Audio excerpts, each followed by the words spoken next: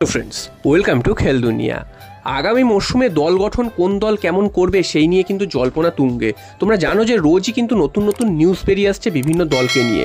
তো মোহনবাগানকে নিয়ে বেশ কিছু নিউজ বেরিয়ে এসেছিল এতদিন ধরে, তবে লাস্ট 1-1.5 সপ্তাহ ধরে কিন্তু কোনো নিউজ বেরিয়ে আসছে না মোহনবাগানকে নিয়ে। তো মোহনবাগানকে নিয়ে একটা কিন্তু গুমোট পরিস্থিতি তৈরি হয়েছে এবং মোহনবাগানে কে কোন প্লেয়ার আসছে বা কোন প্লেয়ার যাচ্ছে সেগুলো কিন্তু কিছুই জানা যাচ্ছে না। একমাত্র জেমি ম্যাকলারেন, তার নামটাই কিন্তু জানা গেছিল এবং বাকি যেই নামগুলো জানা গেছিল সবগুলোই কিন্তু একটা রিউমার পর্যায়ে ছিল, অর্থাৎ কারোর সাথেই কোনো কিছু ফাইনালাইজড হয়নি। হ্যাঁ, ভবিষ্যতে হয়তো ওই প্লেয়ারগুলো মোহনবাগানে আসতেই পারে, কিন্তু এখন অবধি কোনো কিছু ফাইনালাইজড হয়নি। তোমাদের কিন্তু বারবার বলেছি যে যতক্ষণ অফিসিয়াল কনফার্মেশন না আসে ততক্ষণ কিন্তু কোনো কিছুই ফাইনালাইজ বলা যায় না, কারণ একদম শেষ মুহূর্তে সমস্ত কিছু ঠিক থাকাকালীনও অনেক শেষ মুহূর্তে গিয়ে অনেক ডিল ভেস্তে যায়। তো সেই রকমই কিন্তু মোহনবাগানের ক্ষেত্রে হতে পারে এবং মোহনবাগান কিন্তু এই মুহূর্তে পুরোপুরি নিশ্চুপ। তবে গতকাল মার্কাস মার্গুলো তিনি কিন্তু একটা দারুণ টুইট করেছেন মোহনবাগানকে নিয়ে। এক সমর্থক প্রশ্ন করেছিলেন মোহনবাগান সম্পর্কে যে কোনো ট্রান্সফার আপডেট বা ট্রান্সফার নিউজ কিছু আছে কি না।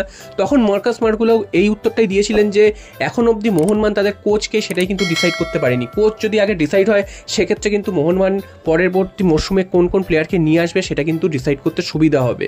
তো তোমরা জানো যে অ্যান্টোনিও লোপেস হাভাস এবং সার্জিও লোবেরা এই দুজনের মধ্যে একটা কনফিউশন রয়েছে কে আগামী মরশুমের কোচ হবে। কারণ অ্যান্টোনিও লোপেস হাভাস তিনি এই মরশুমে সেকেন্ড লেগে দায়িত্ব নিয়ে দুর্দান্তভাবে মোহনবাগানকে লিগ শিল্ড চ্যাম্পিয়ন করিয়েছিলেন। তবে তার মাঝখানে কিন্তু তিনি অসুস্থতাও ভুগেছেন, যার ফলে তিনি বেশ কয়েকটা ম্যাচে মাঠে থাকতে পারেননি এবং যার ফলে মোহনবাগান সেই সময় কিন্তু খারাপ খেলেছে। তো এরকম যদি আগামী মরশুমেও হয় সেক্ষেত্রে কিন্তু মোহনবাগান সমস্যায় পড়ে যাবে। তো অ্যান্টোনিও লোপেস হাভাসেরও বয়স হয়েছে, তিনি যে সব ম্যাচে এত ধকল নিতে পারবেন সেটাও কিন্তু নয়। তো সেক্ষেত্রে মোহনবাগানকে এই জায়গাটা কিন্তু ভাবতে হবে এবং হাভাসের থেকে এটাই কনফার্মেশন নিতে হবে যে তিনি একেবারে সুস্থ কিনা বা তিনি এই সারা মরশুম সারা বছর ধরে তিনি সার্ভিস দিতে পারবেন কিনা। তিনি যদি না করেন সেক্ষেত্রে কিন্তু মোহনবাগান অন্য কোচের দিকে হাঁটবে। সেক্ষেত্রে সার্জিও লোবেরা এই নামটাই কিন্তু এই মুহূর্তে বেরিয়ে আসছে যে সার্জিও লোবেরাই মোহনবাগানের পরবর্তী মরশুমের কোচ হবে, যদি হাভাস না বলেন। যদি হাভাস হ্যাঁ বলে দেন সেক্ষেত্রে কিন্তু আর দ্বিতীয় কোনো অপশন থাকছে না, হাভাসই আগামী মরশুমের কোচ থাকবেন। তো দেখা যাক শেষ পর্যন্ত হাভাস না লোবেরা কে কোচ হন। তবে হাভাস কিন্তু এই মুহূর্তে এগিয়ে রয়েছেন, কারণ তিনি স্পেনে গিয়ে ছুটি কাটাচ্ছেন এবং তাকে দেখে যথেষ্টই সুস্থ মনে হচ্ছে।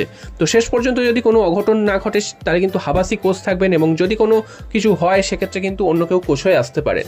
এরপর চলে আসি যে মোহনবাগান তাহলে কোন কোন প্লেয়ারদের নেবে। তো জেমি ম্যাকলারেন কনফার্ম হয়ে গেছে, এছাড়াও ভারতীয় প্লেয়ার কিন্তু সে অর্থে এখনও কনফার্ম হয়নি।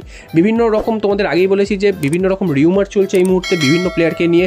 তবে তার মধ্যে মোহনবাগান কিন্তু কিছু ইয়ংস্টারদের সাথে দীর্ঘমেয়াদী চুক্তি বাড়িয়ে নিচ্ছে। তার মধ্যে একজন হচ্ছেন দীপেন্দুর সাথে 2027 সাল অব্দি চুক্তি বাড়িয়ে নিয়েছে মোহনবাগান।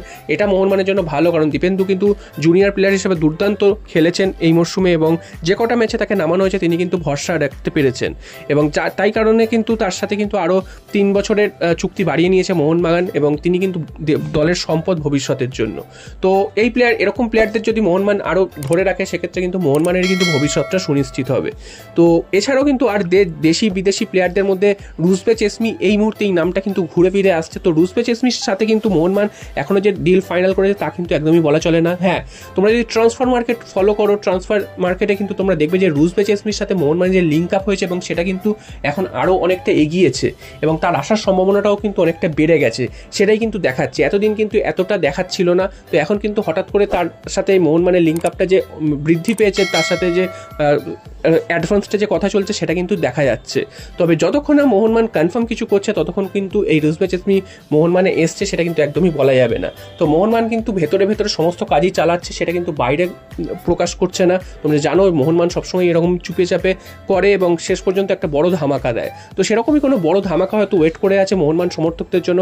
তবে এই মুহূর্তে যেইটুকু টুকরো টুকরো খবর বেরিয়ে আসছে সেইগুলোই কিন্তু তোমাদের জানিয়ে দিলাম।